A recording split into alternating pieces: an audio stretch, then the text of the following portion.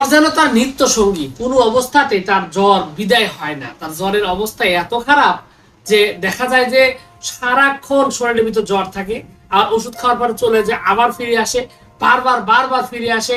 এবং যত প্রকার জ্বর আছে, যেমন আপনার বাত জ্বর, পিত্ত জ্বর, হ্যাঁ, তারপরে আপনার এরকম যতগুলো জ্বর আছে সবগুলো জ্বরে সে আক্রান্ত। মানে খুব খারাপ একটা অবস্থা। দিন দিন দিন দিন শরীর শুকিয়ে যাচ্ছে, শরীরে রক্ত স্বল্পতা, শরীরে রক্তে হিমোগ্লোবিনের মাত্রা কমে গেছে। এই যে সমস্যাগুলো আছে, এই সমস্যাগুলোকে একদম ঝেঁটিয়ে বিদায় করার মতন একটা আয়ুর্বেদিক ওষুধ রয়েছে। এবং আজকের এই ভিডিওতে সেই আয়ুর্বেদিক ওষুধটার ব্যাপারে কথা বলতে চাচ্ছি।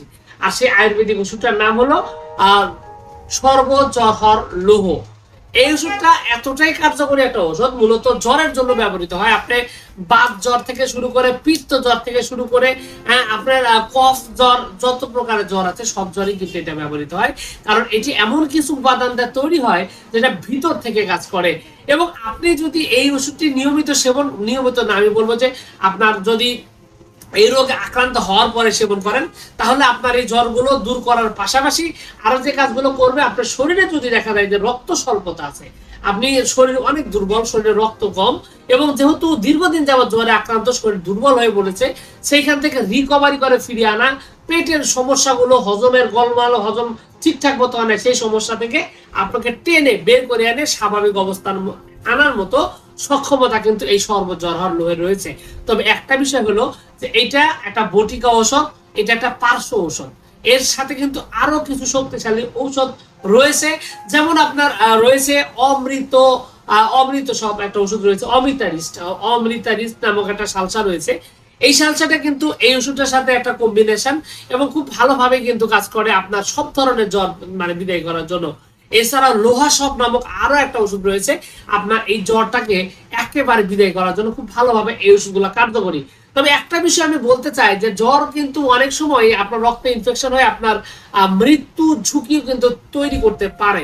সুতরাং এগুলা ক্ষেত্রে আসলে আপনার সতর্ক হওয়া, সাবধান হওয়াটা জরুরি।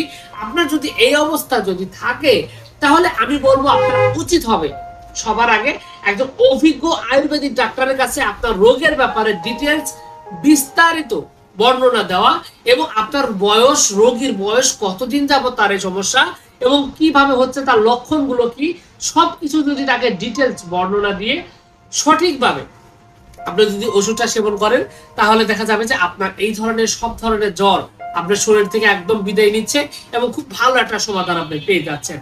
তো যাই হোক, এক্ষেত্রে আপনি চাইলে কিন্তু যোগাযোগ করতে পারেন আমার স্ক্রিনে দেওয়া নাম্বার থেকে, যে কোনো স্থান থেকে সরাসরি ট্রিটমেন্ট আপনি নিতে পারেন।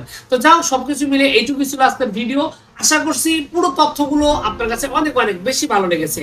আর যদি লেগে থাকে অবশ্যই ভিডিওতে একটা লাইক দিয়ে না, চ্যানেলে যদি প্রথমবার এসে থাকেন অবশ্যই চ্যানেলটি সাবস্ক্রাইব করবেন। কোনো প্রশ্ন, কোনো মতামত, কোনো অভিযোগ যদি থাকে সরাসরি কমেন্টস করে জানাতে পারেন। তো ভিউয়ার্স, আপনাদের সকলকে অনেক অনেক ধন্যবাদ। আসসালামু আলাইকুম ওয়া রাহমাতুল্লাহ।